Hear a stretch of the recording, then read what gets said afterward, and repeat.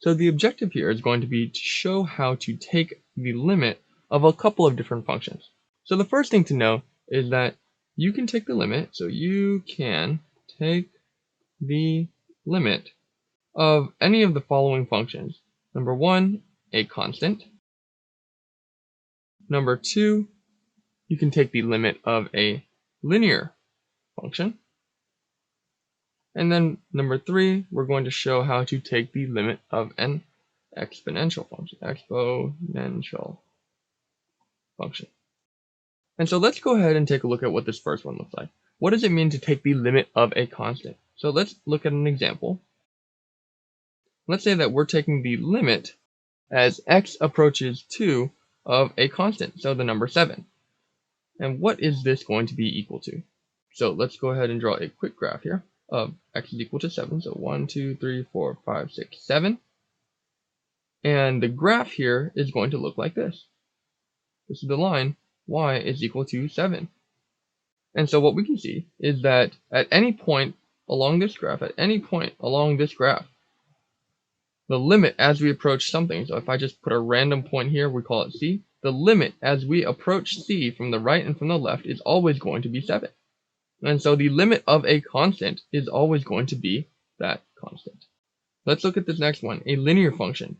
So let's look at a function. Let's say we're taking the limit as x approaches 3 of the function x. So let's go ahead and graph what that looks like. We're going to draw a linear function this time. And so the graph of x generally looks like this. I'll try and draw some numbers in here. And so let's go ahead and look at what this might look like. Here it is. This is the function y is equal to x.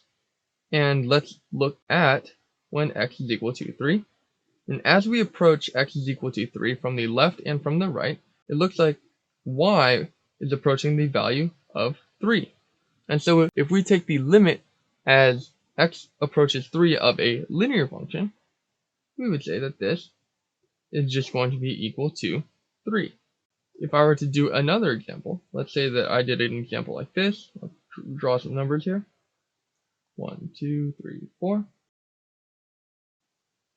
And I'm going to take the limit as x approaches 3 of a function like 2x. And so let's go ahead and draw that out. It's going to look something like this. Note that the units on the y-axis are different from the units on the x here. And so this right here is our function. Y is equal to 2x. And as we approach x is equal to 3, we see that y is approaching a value of 6. And so we would say that this is equal to 6. So all we've done when we're taking the limit of a linear function is we plug in our number here into that linear function. For the last one, let's look at an exponential function. Let's say that we're going to take the limit as x approaches 2 of the function x cubed. If we were to go ahead and graph that out, it would look something like this. And I'll be a little bit imprecise with my drawing here, but it's going to look something like that. And this is our function. Y is equal to x to the cubed. And if we plotted this out, we would see that if this is x is equal to 2, as x approaches 2 from the right and from the left, y takes a value of approximately 8.